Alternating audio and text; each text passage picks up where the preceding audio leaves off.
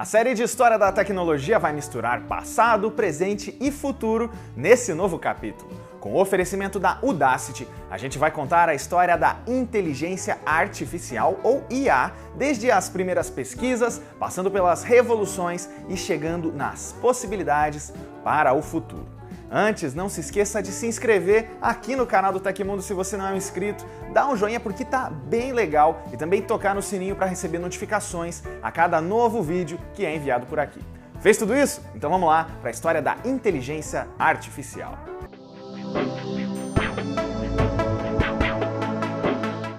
Esse tema é tão inspirador que Hollywood nunca deixou de falar dele. Desde Metrópolis, filme mudo de 1927, temos produções com robôs, computadores e programas que agem para o nosso bem ou em busca da nossa destruição.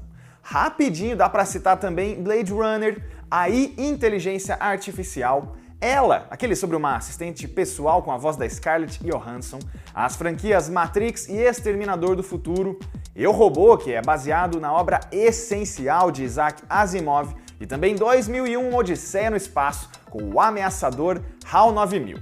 As ideias que são relacionadas com a inteligência artificial são de muito antes do surgimento da tecnologia que tornou tudo isso possível.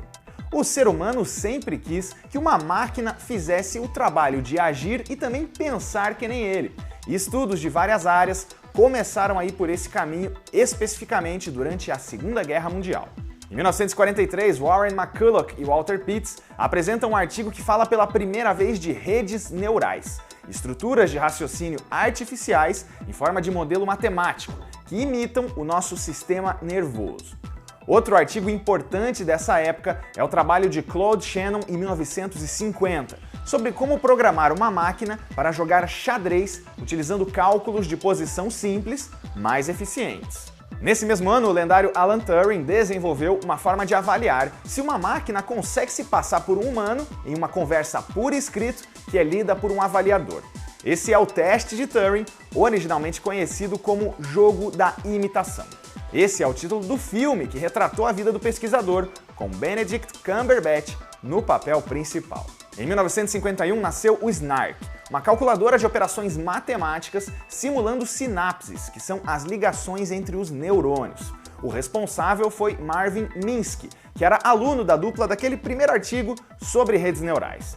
Em 1952, Arthur Samuel cria um jogo de damas no IBM 701 que consegue melhorar por conta própria e vira um desafio à altura de jogadores amadores. Tudo isso que a gente falou até agora é bem relevante, mas veio antes do período considerado pontapé inicial. O marco zero foi em 1956, na chamada Conferência de Dartmouth.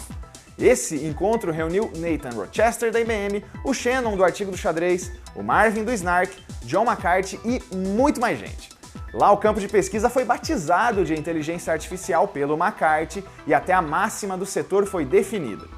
Cada aspecto de aprendizado ou outra forma de inteligência pode ser descrita de forma tão precisa que uma máquina pode ser criada para simular isso. A partir daí, quem participou do congresso ou só curtiu as ideias mesmo, se juntou para fazer a IA sair do papel.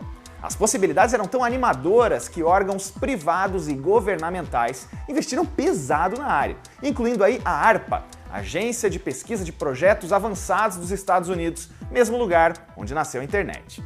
E olha só a sequência de avanços desse período. Em 57, Frank Rosenblatt apresenta o Perceptron. Esse algoritmo com o nome de personagem de Transformers é uma rede neural de uma camada que classifica resultados e começou como uma máquina chamada Mark I. Já em 58 surge a linguagem de programação Lisp, que na época virou padrão em sistemas de inteligência artificial e hoje inspira uma família inteira de linguagens.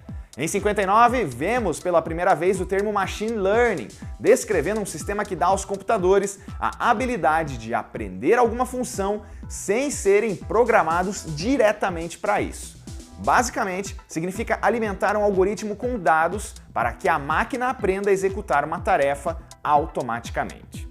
Em 64, teve o primeiro chatbot do mundo, a Elisa, que conversava de forma automática, imitando uma psicanalista, usando respostas baseadas em palavras-chave e estrutura sintática. E em 69 é demonstrado o Shakey, primeiro robô que unia mobilidade, fala e certa autonomia de ação. Ele era lento e cheio de falhas, mas funcionava. O campo do processamento natural de linguagem era um dos mais promissores da época. Ele é o setor da IA sobre compreensão da fala humana e tem várias aplicações como tradutores, geração de linguagem em texto, reconhecimento de fala, processamento de voz e muito mais. Só que ao mesmo tempo em que a gente tinha essa expectativa lá no alto e muitos estudos acadêmicos, na prática não era tudo tão concreto ou tão rápido quanto o esperado. Os robôs não andavam por aí com softwares super poderosos e por isso, no meio dos anos 70 até o começo dos anos 80, vivemos um período sombrio conhecido como Inverno da Inteligência Artificial. Uma era de poucas novidades, cortes nos investimentos e baixa atenção ao setor.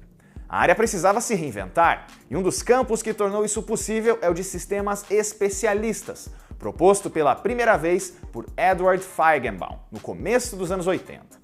Como o próprio nome já sugere, eles são softwares que realizam atividades que são complexas e específicas de um campo, fazendo o papel de humanos, mas com um raciocínio bem mais veloz e também uma base de conhecimento muito mais vasta. Esses sistemas aproximam a IA do mercado corporativo, e aí vários setores percebem a utilidade de programas de computador que são inteligentes e são focados. Pega o exemplo das aplicações financeiras.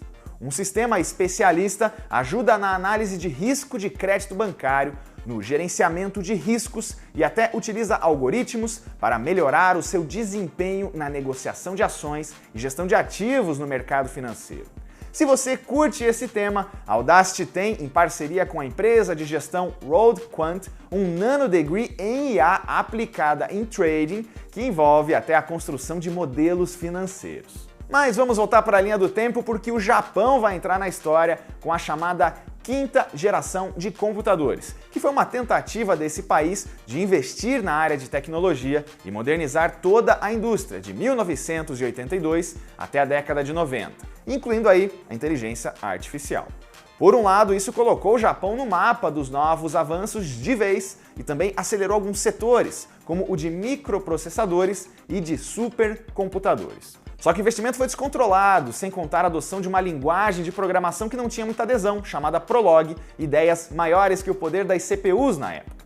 Um segundo pequeno inverno da IA aconteceu na metade dos anos 90, mas logo foi superado. A segunda metade dos anos 90 foi marcada pela explosão da internet comercial, uma história que a gente já contou aqui no Tecmundo. As redes se aproveitaram da IA para desenvolver sistemas de navegação e também de indexação. Programas que vasculhavam a rede automaticamente e classificavam resultados, como até o protótipo do Google, nasceram nesse período. E uma resposta prática do quanto essa área avançou veio em 1997, quando a máquina derrotou o homem em um jogo de xadrez. O campeão soviético Garry Kasparov foi derrotado em uma das rodadas pelo computador Deep Blue da IBM em partidas que repercutiram ao redor do mundo. O Deep Blue adotava um método de cálculo via força bruta, que analisava as possibilidades, previa as respostas e sugeria o melhor movimento. Foi uma prova de que a gente estava no caminho certo. E essas máquinas também foram desenvolvidas para nos ajudar, como provou em 2002 a iRobot, que lançou o primeiro Roomba. Esse assistente de limpeza autônomo que fica na sua casa dá de 10-0 nos robôs de décadas atrás, por combinar eficiência em uma especialização, pré-configurações e também sensores de posicionamento, tudo isso trabalhando junto. Outro bom exemplo vem em 2005 com a Boston Dynamics, que já existia bem antes. Ela apresentou uma revolução na IA com aplicações em várias indústrias, como o robô Big Dog, capaz de se movimentar por terrenos de difícil acesso para humanos. Formas de cachorro e até humanoides estão cada vez melhores em mobilidade e também em inteligência. Desde cerca de 2005, a inteligência artificial também é estudada para aplicação em carros autônomos. O caso deles é bem complexo, já que essa plataforma precisa estar conectada com vários sensores do próprio veículo e também com o tráfego em si, de semáforos aos outros automóveis. Essa é uma área que deve levar alguns anos para se desenvolver plenamente, mas a gente já acompanha no presente alguns resultados. A DARPA mantém desde 2004 uma competição anual chamada Grand Challenge, que premia e também impulsiona projetos de carros autônomos. E de lá já saíram várias ideias e evoluções. Um dos destaques foi Sebastian Tran, da Universidade de Stanford, que venceu o desafio de 2005 com um veículo chamado Stanley, que era especializado em cruzar regiões desérticas em alta velocidade. Guarda esse nome porque esse pesquisador vai ser importante daqui a pouquinho. Tem ainda o caso da Waymo, uma subsidiária da Alphabet, que por sua vez é dona da Google, que já realiza vários testes com carros autônomos e quer tornar esse segmento popular até 2020. A partir de 2008, o processamento de linguagem natural voltou com tudo. A Google lançou seu recurso de reconhecimento de voz no iPhone para fazer pesquisas, e isso mostrou toda a integração da IA com todo o ecossistema da empresa. Em 2011, a própria Apple lançou uma assistente virtual, a Siri, que responde perguntas, pesquisa por você e até conta piadas. Ela é seguida pela Alexa da Amazon, que explodiu em popularidade, a Cortana da Microsoft e o Google Assistente. Também em 2011, a IBM voltou a ganhar as manchetes com o Watson, um supercomputador e plataforma de inteligência artificial. Para mostrar todo o seu potencial, ele venceu os melhores jogadores no game show televisivo de adivinhação Jeopardy! A partir daí, ele começou a ser aplicado em vários campos, como saúde, direito, reconhecimento de imagem e muito mais. Conhecida como a Universidade do Vale do Silício, a Audacity surge nesse ecossistema inovador dos Estados Unidos em 2011, após o experimento do professor da Universidade de Stanford, Sebastian Tran, ao lado de Peter Norvig, em que eles ofereceram um curso online e gratuito sobre introdução à inteligência artificial. Mais de 160 mil alunos de 190 países fizeram a inscrição e mais de 400 superaram os alunos da própria Stanford. Após esse episódio, Tran percebeu que havia a necessidade de uma universidade voltada para a tecnologia que fosse prática, barata, acessível e altamente eficaz para o mundo. Daí surgiu a Audacity.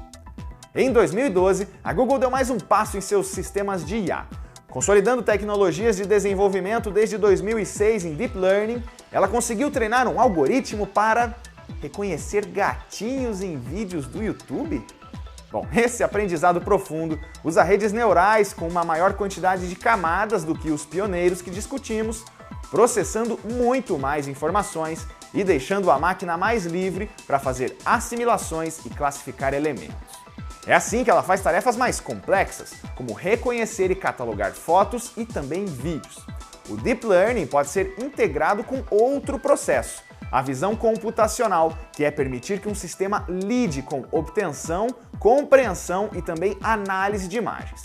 A Afectiva, por exemplo, empregou isso em um reconhecimento de rostos para reconhecer emoções do rosto humano. Falando em presente, nos últimos anos foram várias as conquistas de inteligências artificiais no ambiente humano. Em 2014, um chatbot chamado Eugene Gustman conseguiu vencer o teste de Turing e convenceu os jurados durante uma conversa por escrito de que ele, que era um programa, na verdade era um humano.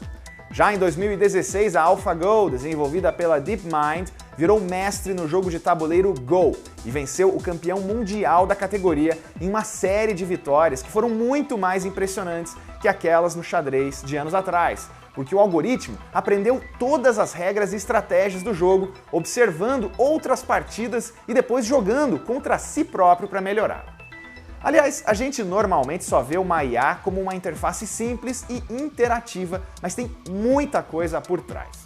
A construção de uma inteligência artificial envolve uma série de algoritmos, que são instruções em código que devem ser seguidas, principalmente em Python, além de bibliotecas abertas com instruções e ferramentas que vão ditar todo o comportamento do código, e também um framework, que é uma estrutura um pouquinho mais complexa e que combina ferramentas e oferece um direcionamento mais prático para um projeto. E hoje em dia temos a IA em praticamente todos os processos que realizamos em eletrônicos.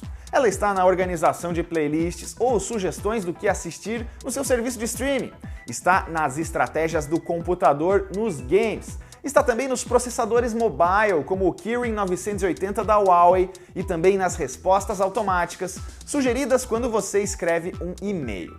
E olha, tem muita, mas muita coisa que ainda está começando e que tem potencial para decolar no futuro. O Google Duplex, que é uma inteligência artificial que conversa via voz mesmo por telefone e agenda consultas ou reserva mesas em restaurante, pode virar algo bem mais completo em conversação. E tem ainda as GANs, que são redes geradoras adversárias, que são capazes de gerar conteúdos e produzir imagens, vídeos e sons. Empresas como a Adobe vão se beneficiar muito disso em edição nos softwares como o Photoshop. Já evoluímos muita coisa, mas tem muito trabalho pela frente. E essa é a trajetória da evolução da inteligência artificial até agora. Essa tecnologia já é impressionante e essencial para o nosso dia a dia, mas tem muito que pode evoluir e você pode fazer parte dessa história. A Audacity é a primeira escola de inteligência artificial do Brasil e tem cursos especializados na área para você virar craque no assunto, expandir seus conhecimentos e construir um currículo de respeito no mercado. Acesse udacity.com.br/inteligência-artificial, conheça melhor cada curso, faça sua matrícula e aproveite. Até a próxima!